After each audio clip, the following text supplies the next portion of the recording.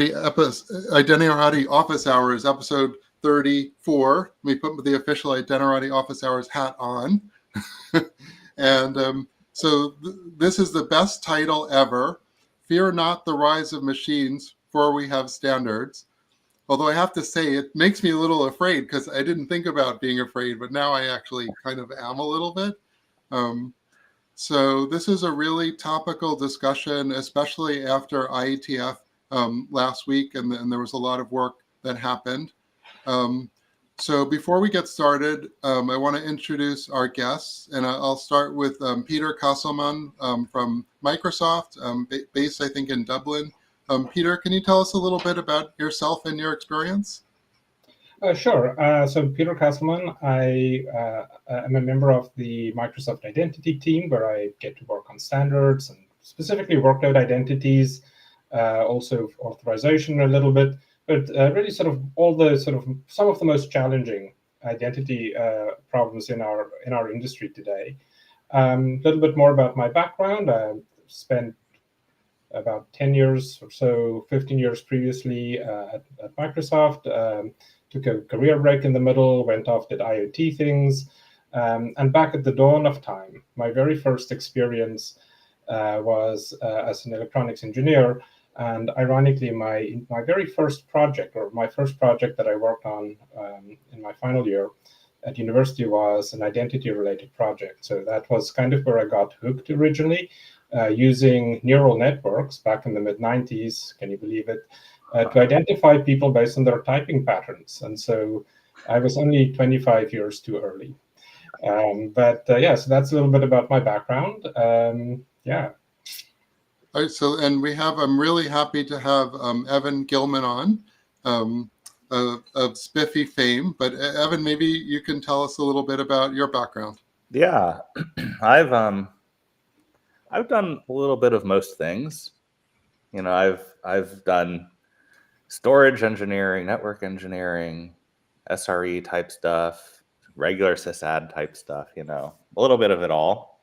Fiber channel SANs and, you know, layer 2 and 3 switching and routing. And people forget about the network. I don't even know if people know what you're talking about. I've done a bunch of that. Wireshark and all that fun stuff.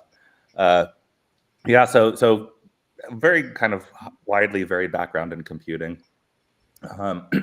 But, you know, I always kind of find myself being drawn back to like the intersection of network engineering, security engineering, and also kind of like modern computing in the cloud. And you know, kind of at the middle of those things is where you find like this zero trust, you know, concept. And so I spent a bunch of time there building cloud native security systems over the years. And in 2017, published a book called Zero Trust Networks, which talked a lot about the work that I had done with my colleagues and a new way to look at the world and whatnot. But hot off the heels of that work, kind of realizing like, oh, geez, there's like no software. We have a lot of work to do as an industry to actually like realize this thing. Is that Zero Trust book we published in 2017. And so I started the Spiffy project after that at a small startup. And I'm the author of the Spiffy Specs, which is a cloud native workload identity standard in the CNCF. And built and run those projects at Spiffy and also open source implementation Spire since also about mid 2017. And then a couple years ago, started a company, Spiral, which is focused on making Spiffier easy to run, making it enterprise ready, all of that good stuff. So Peter, you proposed this great topic, and thank you so much for doing that. It's really a topic near and dear to my heart that I've been thinking about for years. But I want to start, you know, Tobias Looker, one of our great verifiable credentials engineers, and I had a conversation at Internet Identity Workshop a couple years back, maybe 2 years back, about how there's no identifier for the client, no stable identifier for a client. So, and he proposed that perhaps a URL we should give, you know, in SAML world, we have what's called the entity ID, right? But he said there's no entity ID for the client in OAuth. And that sort of got me thinking about how, you know, we really don't have, there's a space in there where we don't have machine identities. There's something more than client ID. Could you maybe comment a little bit about that? Is that sort of maybe one of the things that got you thinking about workload identity? Yeah, I mean, it certainly comes up as part of the discussion as a practicality, right? How do we make these workloads compatible with OAuth, and how do we think about client ID, and what should that be? And Tobias and Paul Bastian, actually, they're progressing a spec through the IETF right now that I'm a great fan of, this attestation-based client authentication, which I believe is going to be very relevant for us in the workload identity space. Now, their focus is much more verifiable credentials and wallets. It's kind of the same problem, right? You have these workloads, and you want to be able to identify them without pre-registering the OAuth clients. And that's sort of been part of it. But really taking a step back, right? The reason I get really excited about workload identity is, first of all, I think it's been this massive blind spot for us, right? I think we are not even in a good position to count the number of workloads that's out there. We know the software is eating the world at a phenomenal rate, and of course, AI is eating software, which is just more software eating software. And so the challenge that we run into is keeping track of all of these things, governing them, and determining what kind of access they have, right? And we sort of almost kind of have a grasp on users, or at least there's a set of practices, there's a set of tools around user identity, etc., right? But when you look at the proliferation of these, I'm going to call them workload identities. You can call them machine identities, depending on the nomenclature that you want to use. But these things are just expanding rapidly, and they tend to be highly over-permissioned and under-governed, right? And there's some statistics, I think, that was published a while back. And we think there's some signs that things might be improving because people are beginning to pay attention to these under-governed identities. But at the time, I think back in 2023, the data, there was data that said something like 80% of all identities, workload identities that get created, are never used. So that's scary, right?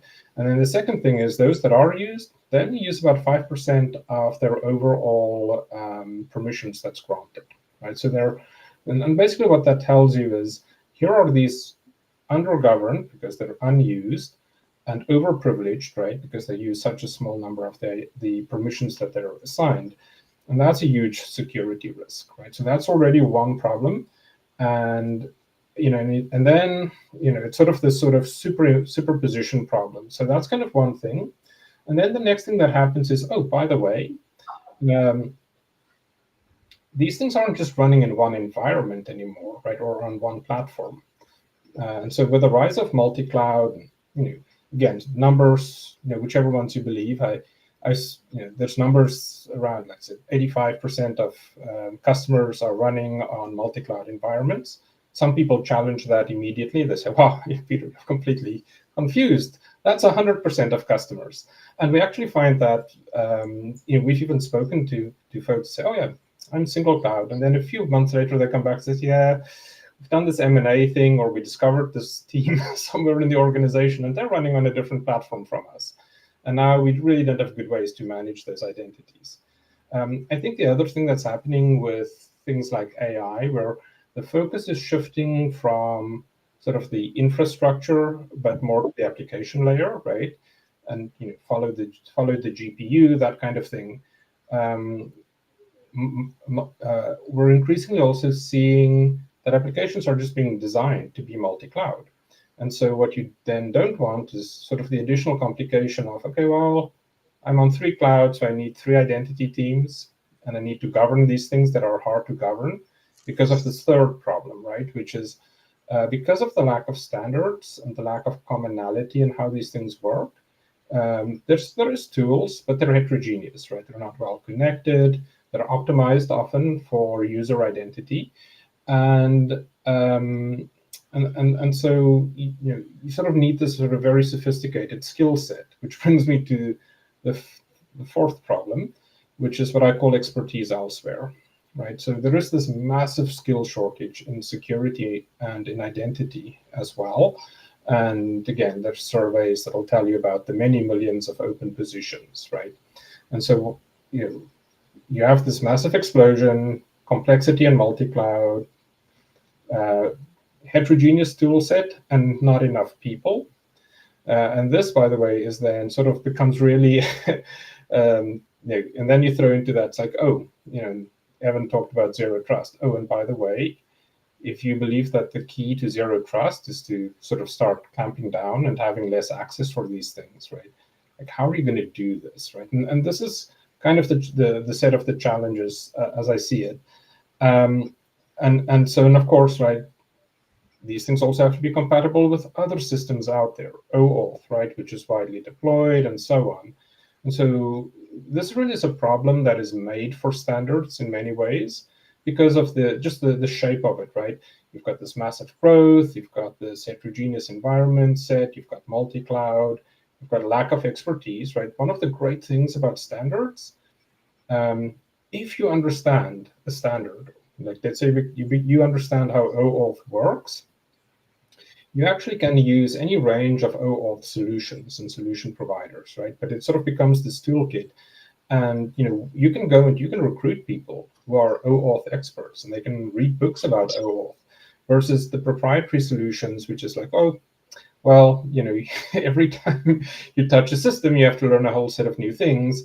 And some people can do that, but that skill set and that capability is quite rare, right? So let me take a quick break there. First of all, that was a lot of information, and I want to point the audience to the homework. We have a wiki page for each episode, and Peter has written some really good blogs. In case you didn't catch everything he said, he has 2 blogs that pretty well cover a lot of that are referenced on the homework. Workload identity, and when I think of identity, I think of identifiers. And part of the challenge is that we can't govern something unless we can actually point to it as a specific instance. So I want to pivot to, and there's another, while standards are great, and obviously at Glue we love standards, identity is generally driven by standards because we're talking about different pieces of software and vendors working together. So the standards are incredibly critical, but also adoption is critical. And some people say adoption trumps standards. And so I want to pivot to Evan for a second and talk about Spiffy, which is both a standard, but I think has also shown that it can get adoption. Maybe, Evan, our audience might not be that familiar with Spiffy. Can you just give us maybe a quick overview of Spiffy and how it speaks directly to the identifier part of this workload challenge? 100%. Spiffy, it kind of all revolves around this identifier, and Spiffy defines one as a URI format. And it's pretty good flexible. idea, by the way. Always go with the URI today, right? It's pretty flexible, and you can kind of get into the nuts and bolts a little bit later if it makes sense. But I do want to kind of so Spiffy is kind of this broad abstract idea around identifiers and how do you identify systems and workloads and machines, and then how do you prove that identity to other systems, and how do you manage this whole thing, right? Spiffy supports multiple credential types because what we found is that you don't really have a one-size-fits-all credential. Spiffy started with X509 support and then eventually grew support for JOTs because, well, hey, people have terminating load balancers and other things in the middle, and I still want my identity information to transit these boundaries. And so we picked up support for JOT in recognition of those use cases. And the specs are written in a way that, we can introduce new credential types in the future, where and when it makes sense. I want to really kind of just revisit for one moment something that you said in the beginning, Mike, around identifying the client and OAuth.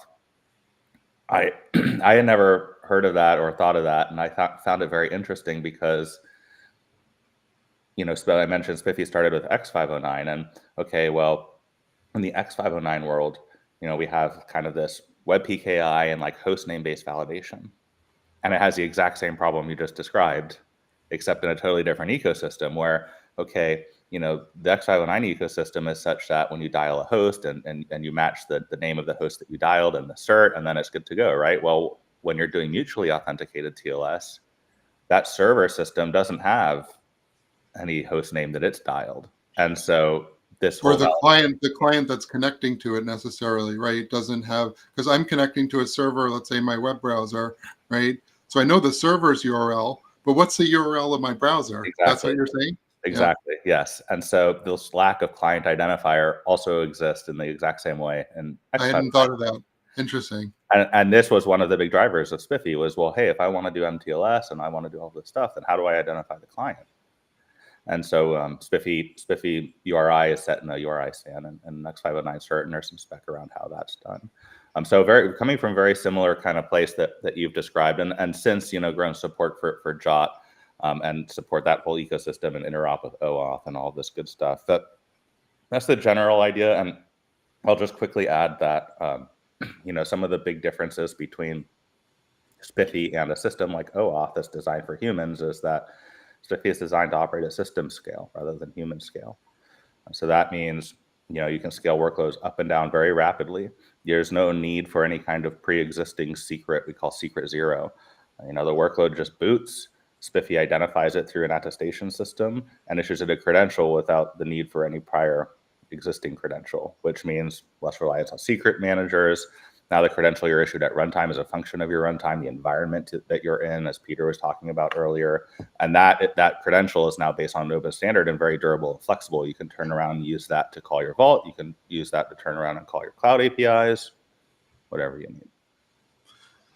Okay, so, and actually, Evan has a great intro video on Spiffy. So if you want to go deeper, there's a lot more. I encourage you to go to CNCF website and dig deeper, but it's been really, really useful standard.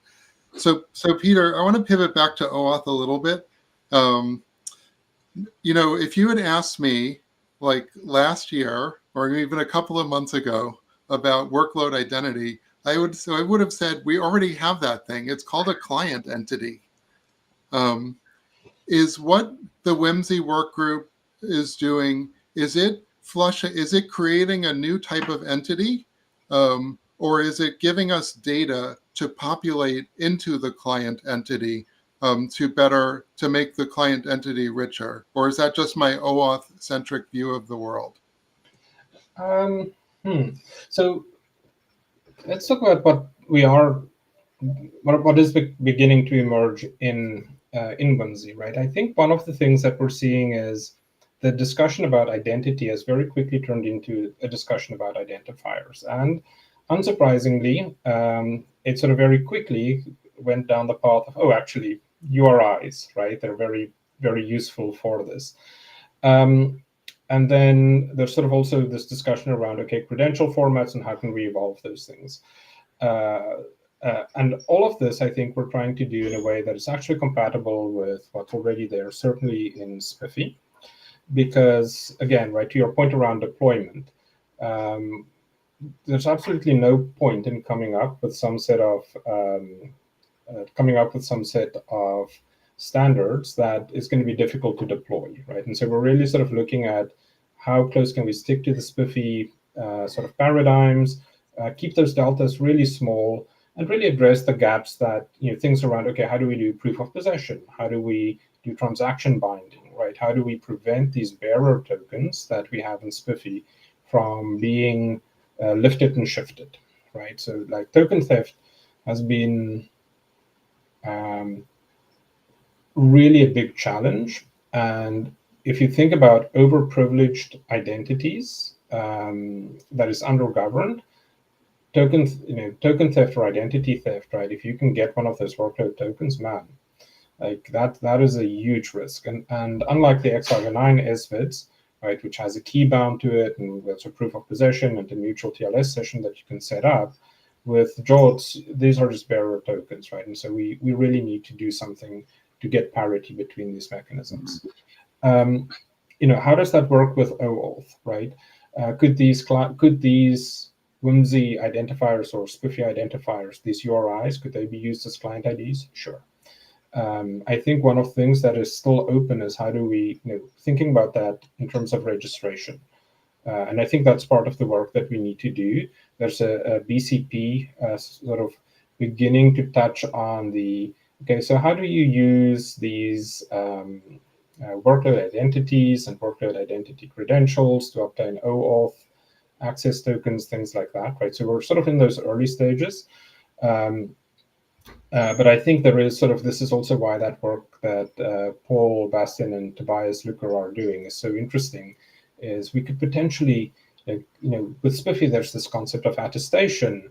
With what they're doing in their specs, there's a concept of attestation, right? And maybe there's sort of a place where we can bring those things together. So I think that's sort of one of the things that we're really trying to do in WIMSE is I would say we're trying to invent the least that we can. And I'm actually quite confident because we have such good participation from both the OAuth community and from the Spiffy community and from multiple cloud providers, right? So I think we're going to hit the right balance there. So not sure I'm answering all of your question, but yes, these new identifiers, they could become client IDs. I see Evan is ready to jump in. Ready to go. For those who haven't heard of WIMSE, it stands for Workload Identity and Multi-System or Multi-Service Environment. I think that has changed around a little bit, but multi-system, I think, is the latest one.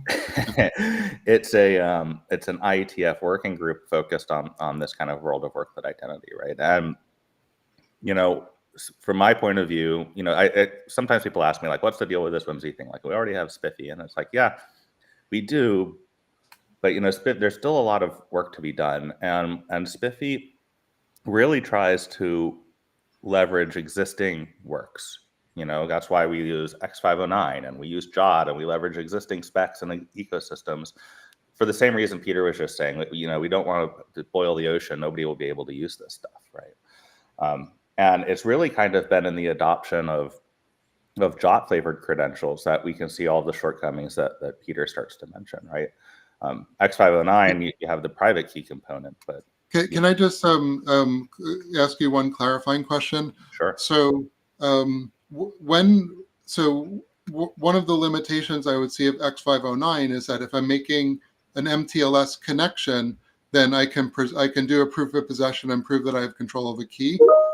But if I'm trying to somehow create a token that's going to be used downstream, or maybe I don't have connectivity to that original source that holds the key, it becomes a little trickier. Is that one of the issues that WIMSE is maybe trying to address? Yes, definitely. And from your original question, I would say, hey, all of those things are we're looking at it in WIMSE. So the strength of these JOT is a problem, and the replayability and the bearer token nature of them, right? And so Spiffy, looking for answers, trying to make this situation better, especially as JOT use is way on the rise. It's when you compare it to X509. There was a time in which X509 in Spiffy was more widely used, and now I would say it's tipping towards JOT. And so I went out looking in the ecosystem to figure out, like, hey, what can we do here?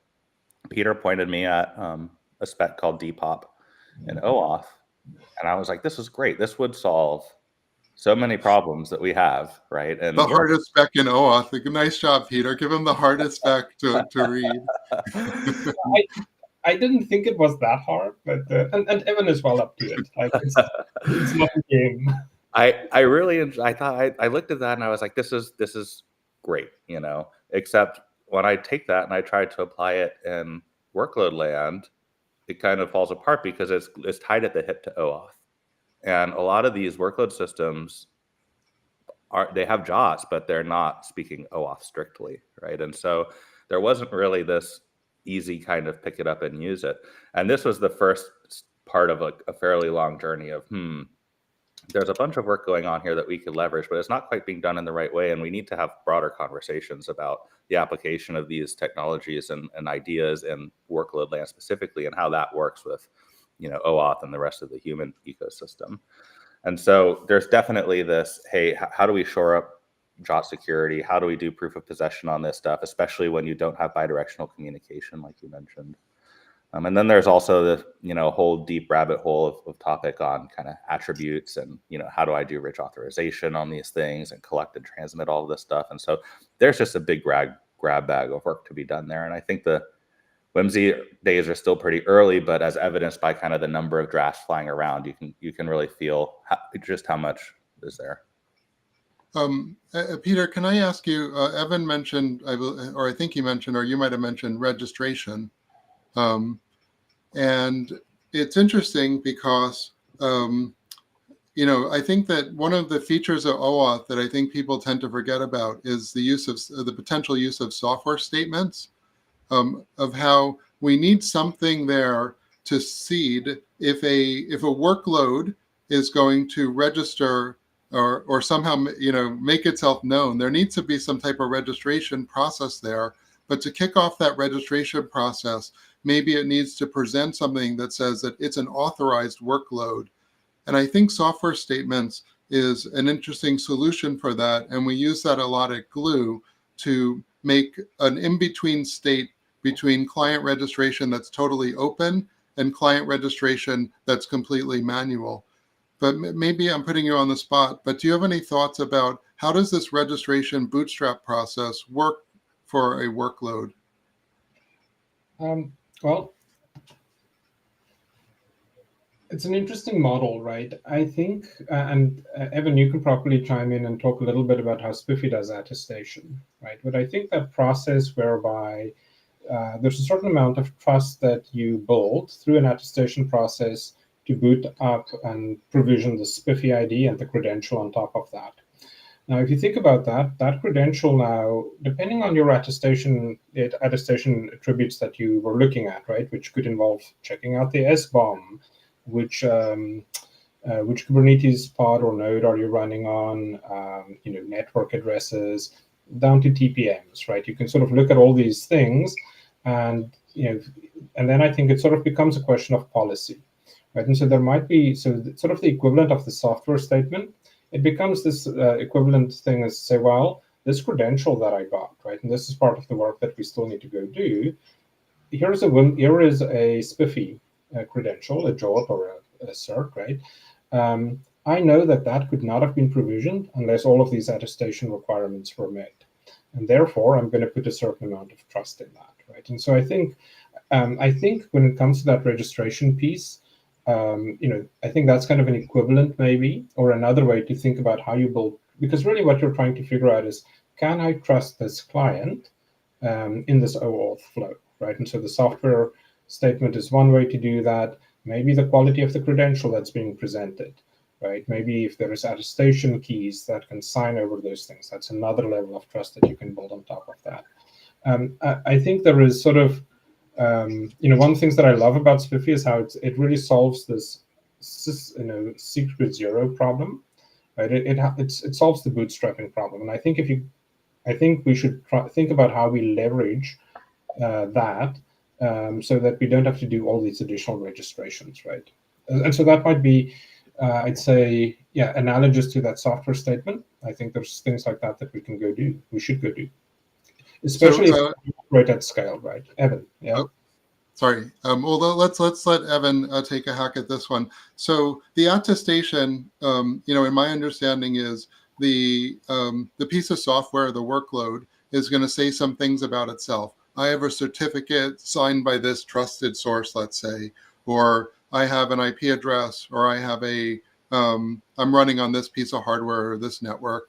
But is that always enough to bootstrap, to say what permissions? Is that always fine-grained enough just because I know who signed the certificate? And let me throw one other little dig in here. Is I hate multi-level PKIs.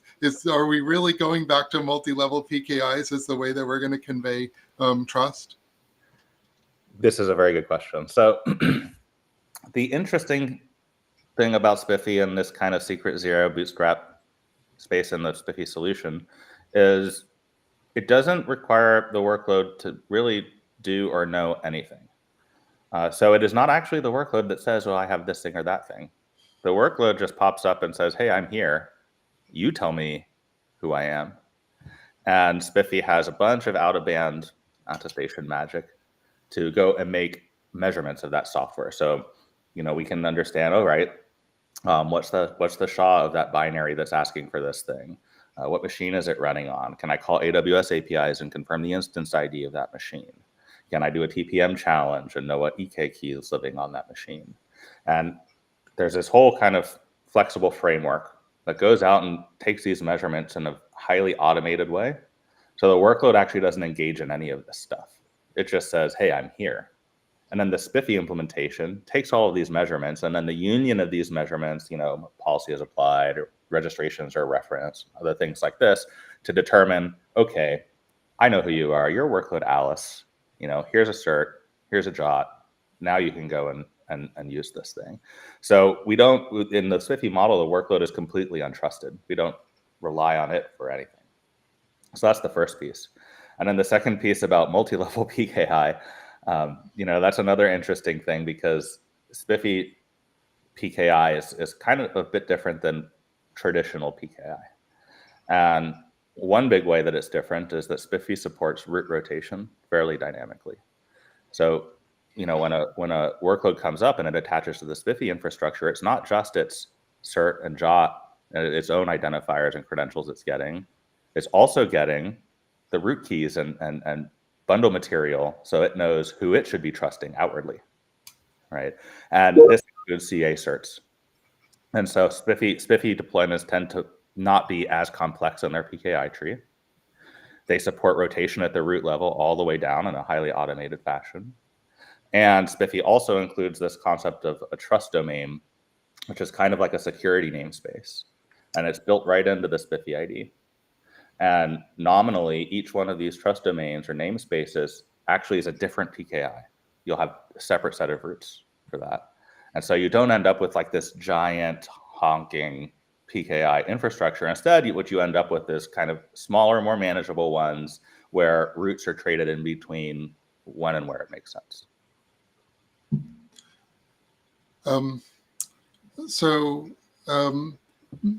Peter, in my last live stream, actually, we were talking about machine identity and machine identity governance. So it wasn't that far off from this conversation, actually. And I posited that when people say machine, they really mean software. And I got a lot of pushback on that from the guests. And they were like, no, you could have IoT devices, or you could have, I don't know, whatever, pieces of hardware. And workload seems to be splitting. To me, workload means software. So I guess I'm continuing last week's conversation. Was I right? Are we really talking about software here? Well, okay. So I think when you look at some popular taxonomies of machine, right, it sort of splits. There's like, you've got machine identity, and underneath that you have workloads and VMs and about, there's sort of the software side of it, and then there's also and there's the physical device side of it, right? And so I think there is sort of that split.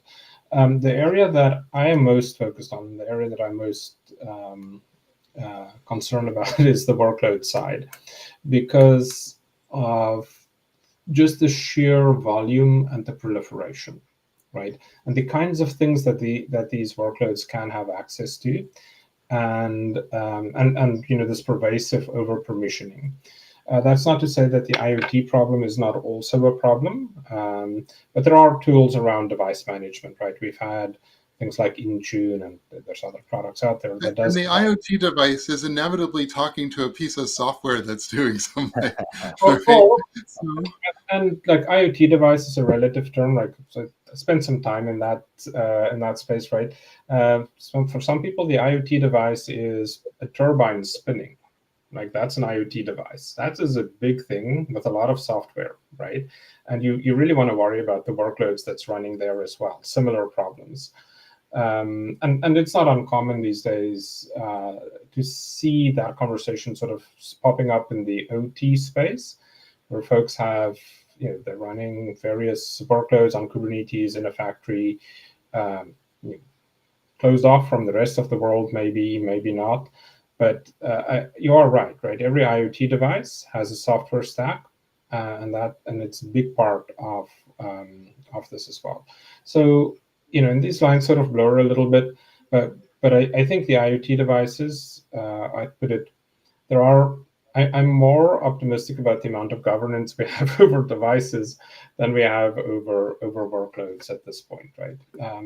I think there's also different classes of IoT devices, right? There are the sort of, I would call the consumer grade things that you can just plug into a network, and the question then becomes, where did the software that's running on that thing come from?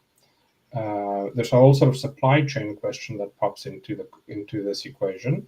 And it's an interesting question, right? About, how do you even, because the software cannot necessarily be updated and so on. So how should you think about that? But certainly for the purposes of things like WIMSE and most of the work that we're doing in the IETF, at least, I think we're really sort of skewing, at least the areas that I'm interested in, are sort of skewing towards these sort of workload identities, right? The software that's running.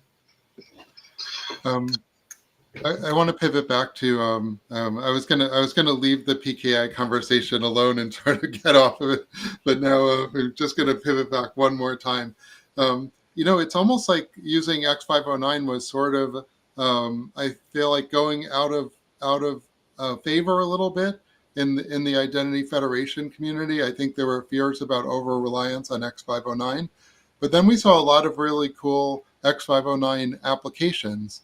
One company that I love is called Teleport, Go Teleport, and they're using X509 certificates and an eBPF in very interesting ways to control access to systems.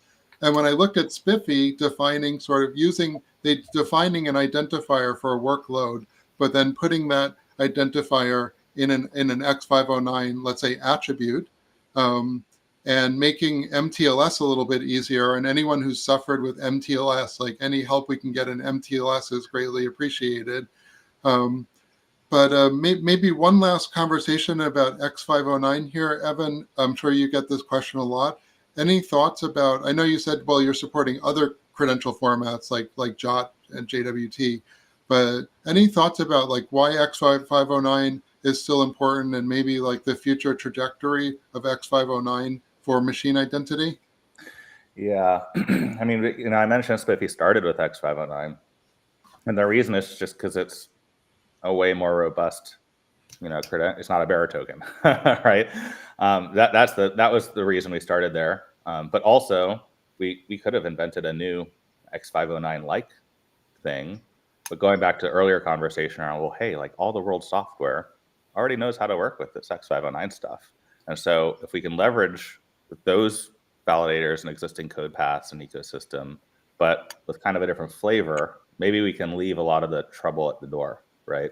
And my personal opinion is that the reason that X509 has kind of, become a little bit stale, if you will, is because of all of this like legacy thinking around the way to run and operate it. These roots are long-lived, baked into devices. Everything, the enrollment everything is just very difficult and onerous about it, right? And so Spiffy kind of takes a lot of that and turns it on its head. And I believe the Teleport work as well. And so these kinds of taking those existing documents and structures and reusing them in ways that are maybe a little bit less traditional, I think has opened people's eyes to say like, oh, well, maybe the problem is not the tech and the document. Maybe it's more like the structures and the way that we're using them and the way that we're applying them, right? Yeah. And I would add to that, right? I would say it's not to say that there isn't a place for sort of the heavily governed, policy-driven, right, that traditional model. But to Evan's point, you can also use it in different ways, right? And these more flexible and scalable ways. And so I think that's a really interesting observation. And I think people often point to, oh, it's the ASN1 encoding that's so hard, or it is, all of these various things. It's difficult to get right. But I think that observation about the operational model, that really resonates. And I think in some ways, probably has inhibited us, right, from getting the full value of here is a key bound in a known format, and you can convey different levels of trust with that, and you don't have to have the sort of full-fledged heavy PKI policy-driven approach for it either. So Peter, you just came from IETF Vancouver, where I heard that there was a lot of WIMSE meetings. Maybe could you just give us a quick summary of the state of like what are the areas of work right now in WIMSE, and what should we be paying attention to? Yeah, certainly. So there's a couple of, let's talk a little bit about the work items that's already adopted. So the way things work in the IETF is anybody can create an individual draft, right? So if you think this is an interesting topic, you can create a draft and you can take it to a working group and they may consider it for adoption. WIMSE is very tightly chartered and by design for a set of deliverables. I'll talk more about that. But the adopted work that we have right now, the first one is around an architecture document. And so this is where we're sort of beginning to really flesh out, okay, well, what is a workload? And I think one of the really encouraging outcomes is people sort of stepped away from, let's not define workload identity, but let's talk about workload identifiers, right? Because, like that's asking somebody to define identity, that's a trap, right? You'll never escape out of that. What time do you have? Yeah. And how many opinions, and like it'll just go forever. And so I think that's sort of really good scoping. And so I would actually encourage folks to go and read that architecture document. It's still early, but some really good early progress as folks are trying to just define the main system components and things like how will we do the identifier. What would a credential format potentially look like? Things like that, right? Or at least the identifier and how it's structured and so on. How will we use the URI? And I think a key thing there is just sort of top of mind for me. I hope that the working group will continue to sort of focus on making sure that remains compatible with existing schemes like SPIFFE. So that's sort of the first one. The second one is there's a best current practice document. And really right now, it is documenting how essentially the mechanism that different cloud providers have for doing a form of token exchange, right? So a very common flow is I have a credential, I have a job, but I really need to be able to access some cloud resource. And that cloud resource has an identity associated with it within the identity cloud provider within the cloud provider. AWS IAM, Azure Entra, right? These things are defined separately as Azure managed identity, right? And so really what you have to end up doing is you have this token as a workload, and then you have to present it. And there's some configuration steps that take place prior.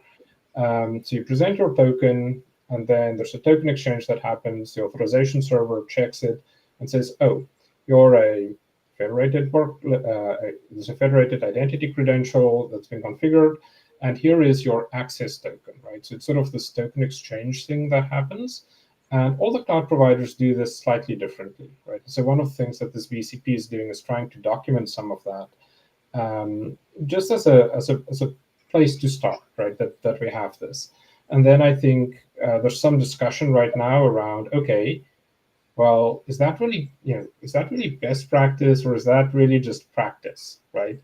And do we need to extend or change the scope of that document to make it best versus not, right? And that's actually going to be an active discussion on the mailing list, and we'd encourage folks to get involved with that.